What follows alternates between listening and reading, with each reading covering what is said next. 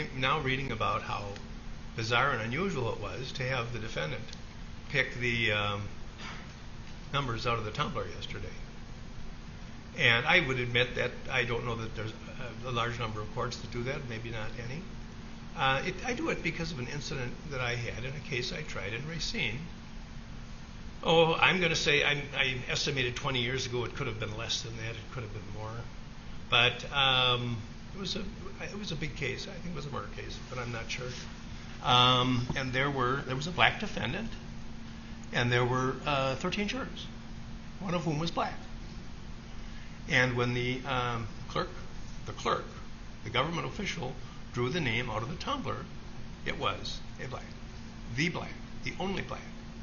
There was nothing wrong with it. It was all okay. But what do they talk about? Optics nowadays? Is that the word for things? That was a bad optic, I thought. I think people feel better when they have control. So ever since that case, I have, ever since that case, I've had an almost universal policy of having the defendant do the picks. It had nothing to do with anybody's race or anything like that. And I never had a complaint about it before. In fact, I haven't had a complaint about it here.